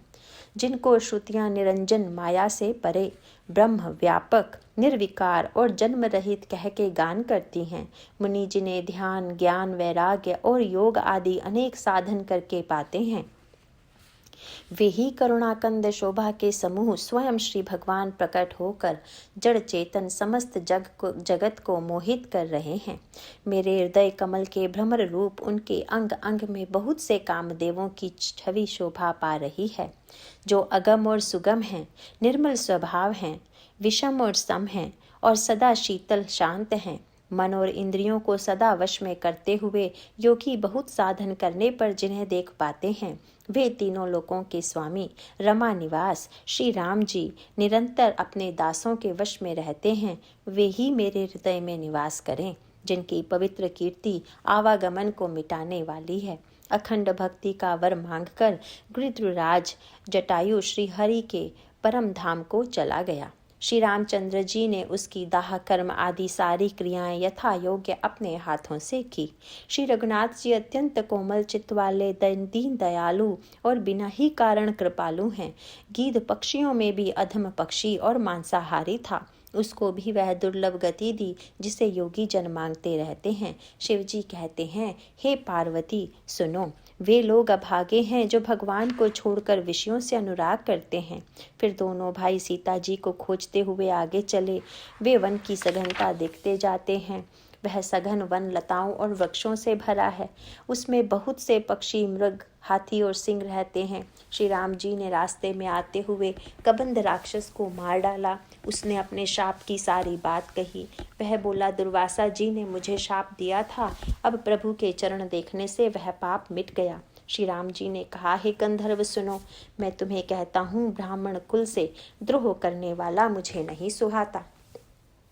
मन, वचन और कर्म से कपट छोड़कर जो भूदेव ब्राह्मणों की सेवा करता है, मुझ समेत ब्रह्मा, शिव आदि सब देवता उसके वश में हो जाते हैं। शाप देता हुआ, मरता हुआ और कठोर वचन कहता हुआ भी ब्राह्मण पूजनीय है, ऐसा संत कहते हैं। शील और गुण से हीन भी ब्राह्मण पूजनीय है और गुण गणों से युक्त और ज्ञान में निपुण भी शूद्र पूजनीय नहीं है। श्री राम जी ने अपना धर्म भागवत धर्म कहकर उसे समझाया। अपने चरणों में प्रेम देखकर वह उनके मन को भाया। तदंतर श्री रघुनाथ जी के चरण कमलों में सिर नवाकर वह अपनी गति गंधर्व का स्वरूप पाकर आकाश में चला गया। उदार श्री राम जी उसे गति देकर शबरी जी के आश्रम में पधारे। शबरी जी ने श्री राम जी को घर में आए देखा, तब मुनि मतंग जी के वचनों को याद करके उनका मन प्रसन्न हो गया। कमल सदृश नेत्र और विशाल भुजा वाले, सिर पर जटाओं का मुकुट और हृदय पर वनमाला धारण किए हुए सुंदर सांवले और गोरे दोनों भाइयों के चरणों में शबरी जी लिपट पड़ी। वे प्रेम में मग्न हो गई। मुख से वचन नहीं निकलता, बार बार चरण कमलों में सिर नवा रही हैं। फिर उन्होंने जल लेकर आदर पूर्वक दोनों भाइयों के चरण धोए और फिर उन्हें सुंदर आसनों पर बैठाया। उन्होंने अत्यंत रसीले और स्वादिष्ट कंद मूल और फल लाकर श्री राम जी को दिए। प्रभु ने बार बार प्रशंसा करके उन्हें प्रेम सहित खाया। फिर वे हाथ जोड़कर आगे खड़ी हो गई। प्रभु को देखकर उनका प्रेम अत्यंत बढ़ गया। उन्होंने कहा, मैं किस प्रकार आपकी स्तुति करूं? मैं नीच जाति की और अत्यंत मूढ़ बुद्धि हूँ, जो अधम से भी अधम है। स्त्रियाँ उनमें भी अत्यंत अधम हैं, और उनमें भी हे पाप नाशन मैं मंद बुद्धि हूँ। श्री रघुनाथ जी ने कहा, हे भामिनी, मेरी बात सुन। मैं तो केवल एक भक्ति ही का संबंध मानता हूँ। जाति पाति कुल धर्म बड़ाई धन बल कुटुंब गुण और चतुरता, इन सब के होने पर भी भक्ति से रहित मनुष्य कैसा लगता है, जैसे जलहीन बादल शोभाहीन दिखाई पड़ता है। मैं तुझसे अब अपनी नवदा भक्ति कहता हूँ। तू सावधान होकर सुन और मन में धारण कर। पहली भक्ति है संतों का संग, दूसरी भक्ति है मेरी कथा प्रसंग में प्रेम, तीसरी भक्ति है अभिमान रहित होकर गुरु के चरण कमलों की सेवा, और चौथी भक्ति है कि कपट छोड़कर मेरे गुण समूहों का गान करे। मेरे राम मंत्र का जाप और मुझ में दृढ़ विश्वास, यह पांचवी भक्ति है जो वेदों में प्रसिद्ध है। छठी भक्ति है इंद्रियों का निग्रह, शील, अच्छा स्वभाव या चरित्र, बहुत कार्यों से वैराग्य और निरंतर संत पुरुषों के धर्म आचरण में लगे रहना। सातवीं भक्ति है जगत भर को समभाव से मुझ में ओत प्रोत राममय देखना और संतों को मुझसे भी अधिक करके मानना। आठवीं भक्ति है जो कुछ मिल जाए उसी में संतोष करना और स्वप्न में भी पराये दोषों को ना देखना। नवीं भक्ति है सरलता और सबके साथ कपट रहित बर्ताव करना, हृदय में मेरा भरोसा रखना और किसी भी अवस्था में हर्ष और दैन्य का न होना। इन नवों में से जिनके एक भी होती है, वह स्त्री पुरुष जड़ चेतन कोई भी हो, हे भामिनी, मुझे वही अत्यंत प्रिय है। फिर तुझ में तो सभी प्रकार की भक्ति दृढ़ है, अतएव जो गति योगियों को भी दुर्लभ है, वही आज तेरे लिए सुलभ हो गई है। मेरे दर्शन का परम अनुपम फल यह है कि जीव अपने सहज स्वरूप को प्राप्त हो जाता है। हे भामिनी, अब यदि तू गजगामिनी जानकी जी की कुछ खबर जानती हो तो बता। शबरी ने कहा, हे रघुनाथ जी, आप पंपा नामक सरोवर को जाइए, वहाँ आपकी सुग्रीव से मित्रता होगी। हे देव, हे रघुवीर, वह सब हाल बतावेगा। हे धीर बुद्धि, आप सब जानते हुए भी मुझसे पूछते हैं। बार बार प्रभु के चरणों में सिर नवाकर प्रेम सहित उसने सब कथा सुनाई। सब कथा कहकर भगवान के मुख के दर्शन कर हृदय में उनके चरण कमलों को धारण कर लिया और योगाग्नि से देह को त्याग कर जलाकर वह उस दुर्लभ हरिपद में लीन हो गई, जहाँ से लौटना नहीं होता। तुलसीदास जी कहते हैं कि अनेकों प्रकार के कर्म, अधर्म और बहुत से मत, ये सब शोकप्रद हैं। हे मनुष्यों, इनका त्याग कर दो और विश्वास करके श्री राम जी के चरणों में प्रेम करो। जो नीच जाति की और पापों की जन्मभूमि थी, ऐसी स्त्री को भी जिन्होंने मुक्त कर दिया। अरे महादुर्बुद्धि मन, तू ऐसे प्रभु को भूलकर सुख चाहता है। श्री रामचंद्र जी ने उस वन को भी छोड़ दिया और वे आगे चले। दोनों भाई अतुलनीय बलवान और मनुष्यों में सिंह के समान हैं। प्रभु विरही की तरह विषाद करते हुए अनेकों कथाएं और संवाद कहते हैं। हे लक्ष्मण, जरा वन की शोभा तो देखो, इसे देखकर किसका मन क्षुब्ध नहीं होगा। पक्षी और पक्षुओं के समूह सभी स्त्री सहित हैं, मानो वे मेरी निंदा कर रहे हैं। हमें देखकर जब डर के मारे हिरणों के झुंड भागने लगते हैं, तब हिरनियां उनसे कहती हैं, तुमको भय नहीं है, तुम तो साधारण हिरणों से पैदा हुए हो, अतः तुम आनंद करो। ये तो सोने का हिरण खोजने आए हैं। हाथी हथनियों को साथ लगा लेते हैं। वे मानो मुझे शिक्षा देते हैं कि स्त्री को कभी अकेला नहीं छोड़ना चाहिए। भली भांति चिंतन किए हुए शास्त्र को भी बार बार देखते रहना चाहिए। अच्छी तरह सेवा किए हुए भी राजा को वश में नहीं समझना चाहिए, और स्त्री को चाहे हृदय में ही क्यों न रखा जाए, परंतु युवती, स्त्री, शास्त्र और राजा किसी के वश में नहीं रहते। हे तात, इस सुंदर वसंत को तो देखो, प्रिया के बिना मुझको यह भय उत्पन्न कर रहा है। मुझे विरह से व्याकुल, बलहीन और बिल्कुल अकेला जानकर कामदेव ने वन, भौरों और पक्षियों को साथ लेकर मुझ पर धावा बोल दिया। परंतु जब उसका दूत यह देख गया कि मैं भाई के साथ हूँ, अकेला नहीं हूँ, तब उसकी बात सुनकर कामदेव ने मानो सेना को रोककर डेरा डाल दिया है। विशाल वृक्षों में लताएं उलझी हुई ऐसी मालूम होती हैं, मानो नाना प्रकार के तंबू तान दिए गए हैं। केला और ताड़ सुंदर ध्वजा पताका के समान हैं। इन्हें देखकर वही नहीं मोहित होता जिसका मन धीर है। अनेकों वृक्ष नाना प्रकार से फूले हुए हैं, मानो अलग अलग बानावर्दी धारण किए हुए बहुत से तीरंदाज हों। कहीं कहीं सुंदर वृक्ष शोभा दे रहे हैं, मानो योद्धा लोग अलग अलग होकर छावनी डाले हों। कोयले खूज रही हैं, वही मानो मतवाले हाथी चिंघाड़ रहे हैं। ढेक और महोक पक्षी मानो ऊंट और खच्चर हैं। मोर, चकोर, तोते, कबूतर और हंस मानो सब सुंदर ताजी अरबी घोड़े हैं। तीतर और बटेर पैदल सिपाहियों के झुंड हैं। कामदेव की सेना का वर्णन नहीं हो सकता। पर्वतों की शिलाएं रथ और जल के झरने नगाड़े हैं। पपीहे भाट हैं जो गुण समूह वीरतावली का वर्णन करते हैं। भौरों की गुंजार भेरी और शहनाई है। शीतल मंद और सुगंधित हवा मानो दूत का काम लेकर आई है। इस प्रकार चतुरंगिणी सेना साथ लिए कामदेव मानो सबको चुनौती देता हुआ विचर रहा है। हे लक्ष्मण, कामदेव की इस सेना को देखकर जो धीर बने रहते हैं, जगत में उन्हीं की वीरों में प्रतिष्ठा होती है। इस कामदेव के एक स्त्री का बड़ा भारी बल है, उससे जो बच जाए वही श्रेष्ठ योद्धा है।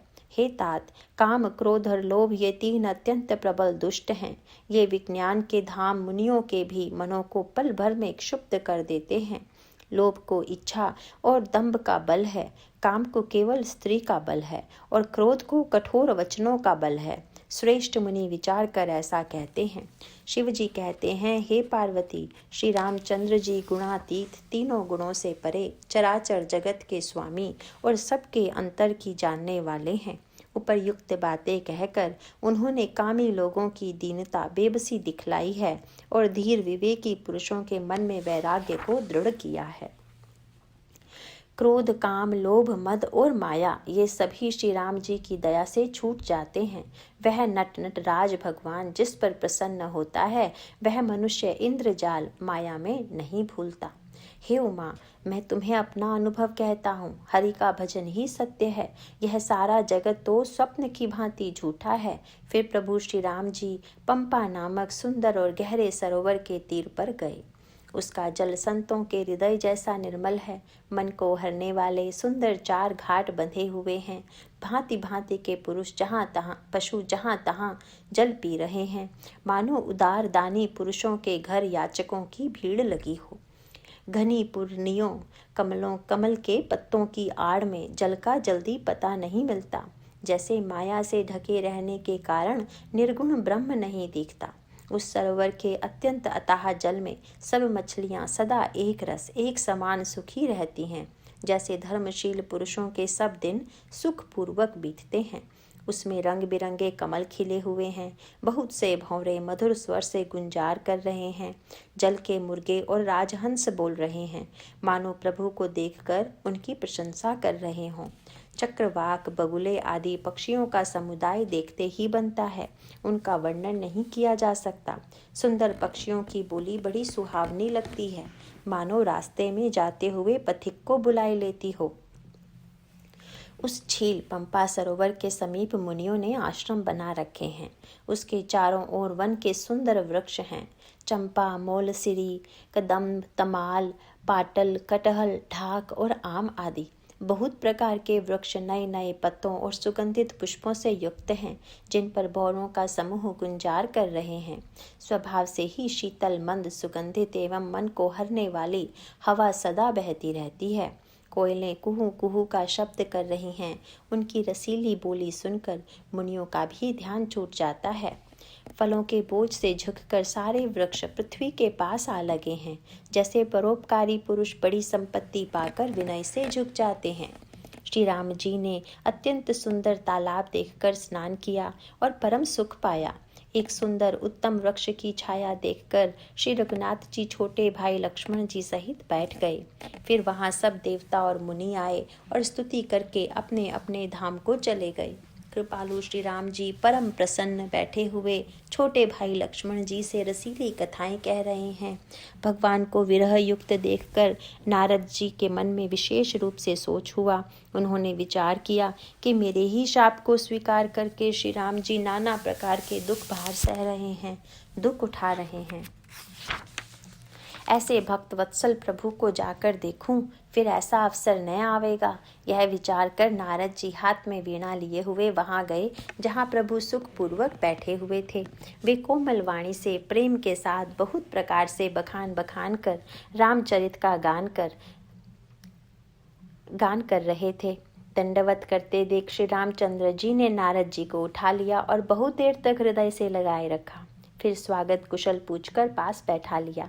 लक्ष्मण जी ने आदर के साथ उनके चरण धोए, बहुत प्रकार से विनती करके और प्रभु को मन में प्रसन्न जानकर तब नारद जी कमल के समान हाथों को जोड़कर वचन बोले।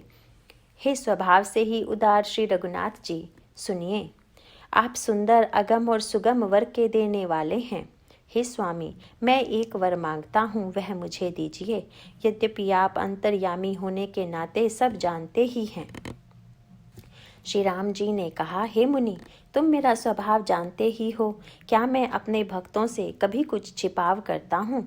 मुझे ऐसी कौन सी वस्तु प्रिय लगती है जिसे हे मुनि श्रेष्ठ तुम मांग नहीं सकते?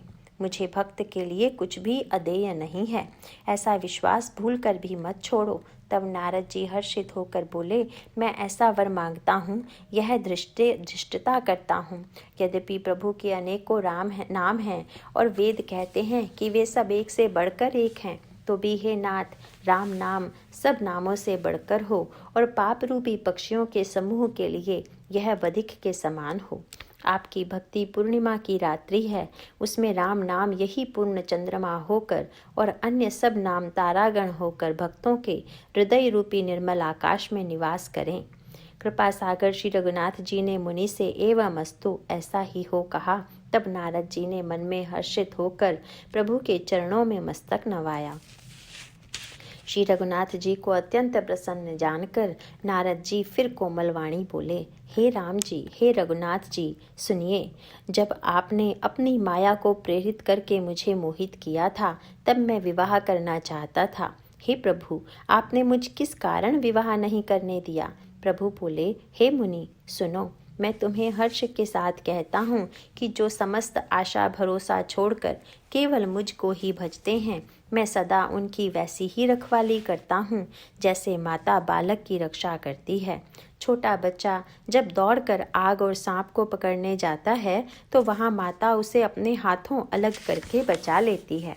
सयाना हो जाने पर उस पुत्र पर माता प्रेम तो करती है, परंतु पिछली बात नहीं रहती, अर्थात मातृपरायण शिशु की तरह फिर उसको बचाने की चिंता नहीं करती, क्योंकि वह माता पर निर्भर न कर अपनी रक्षा आप करने लगता है। ज्ञानी मेरे प्रौढ़ सयाने पुत्र के समान हैं और तुम्हारे जैसा अपने बल का मान न करने वाला सेवक मेरे शिशु पुत्र के समान है। मेरे सेवक को केवल मेरा ही बल रहता है और उसे ज्ञानी को अपना बल होता है, पर काम क्रोध रूपी शत्रु तो दोनों के लिए हैं। भक्त के शत्रुओं को मारने की जिम्मेवारी मुझ पर रहती है, क्योंकि वह मेरे परायण होकर मेरा ही बल मानता है, परंतु अपने बल को मानने वाले ज्ञानी के शत्रुओं का नाश करने की जिम्मेवारी मुझ पर नहीं है। ऐसा विचार कर पंडित जन, बुद्धिमान लोग मुझको ही भजते हैं। वे ज्ञान प्राप्त होने पर भी भक्ति को नहीं छोड़ते। काम क्रोध लोभ और मद आदि मोह अज्ञान की प्रबल सेना है। इनमें माया रूपिणी, माया की साक्षात मूर्ति स्त्री तो अत्यंत दारुण दुख देने वाली है।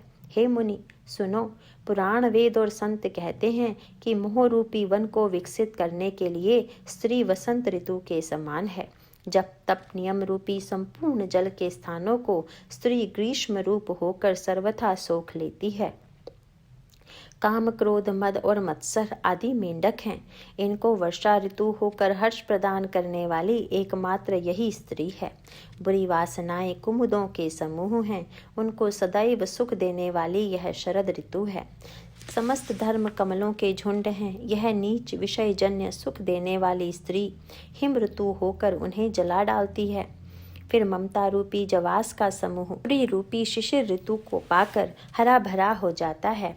पाप रूपी उल्लुओं के समूह के लिए यह स्त्री सुख देने वाली घोर अंधकारमयी रात्रि है।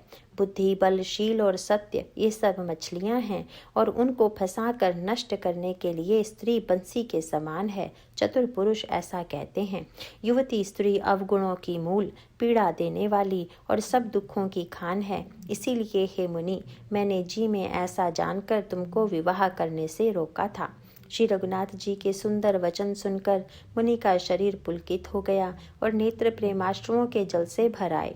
वे मन ही मन कहने लगे, कहो तो किस प्रभु की ऐसी रीति है जिसका सेवक पर इतना ममत्व और प्रेम हो। जो मनुष्य भ्रम को त्याग कर ऐसे प्रभु को नहीं भजते वे ज्ञान के कंगाल, दुर्बुद्धि और अभागे हैं। फिर नारद मुनि आदर सहित बोले, हे विज्ञान विशारद श्री राम जी, सुनिए। हे रघुवीर, हे भव भय जन्म मरण के भय का नाश करने वाले मेरे नाथ, अब कृपा करके संतों के लक्षण कहिए। श्री राम जी ने कहा, हे मुनि सुनो, मैं संतों के गुणों को कहता हूँ जिनके कारण मैं उन्हीं के वश में रहता हूँ।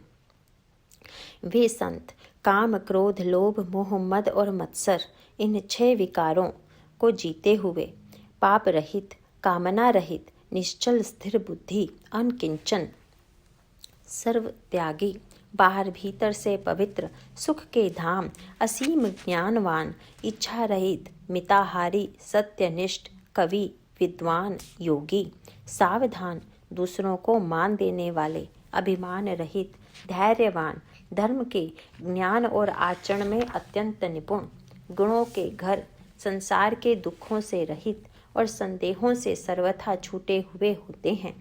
मेरे चरण कमलों को छोड़कर उनको न देह ही प्रिय होती है न घर ही। कानों से अपने गुण सुनने में सकुचाते हैं, दूसरों के गुण सुनने से विशेष हर्षित होते हैं। सम और शीतल हैं, न्याय का कभी त्याग नहीं करते, सरल स्वभाव होते हैं और सभी से प्रेम रखते हैं। वे जप, तप, व्रत, दम, संयम और नियम में रत रहते हैं और गुरु गोविंद तथा ब्राह्मणों के चरणों में प्रेम रखते हैं। उनमें श्रद्धा, क्षमा, मैत्री, दया, मुदिता और मेरे चरणों में निष्कपट प्रेम होता है तथा वैराग्य, विवेक, विनय, विज्ञान, परमात्मा के तत्व का ज्ञान और वेद पुराण का यथार्थ ज्ञान रहता है। वे दंभ, अभिमान और मद कभी नहीं करते और भूल कर भी कुमार्ग पर पैर नहीं रखते। सदा मेरी लीलाओं को गाते सुनते हैं और बिना ही कारण दूसरों के हित में लगे रहने वाले होते हैं।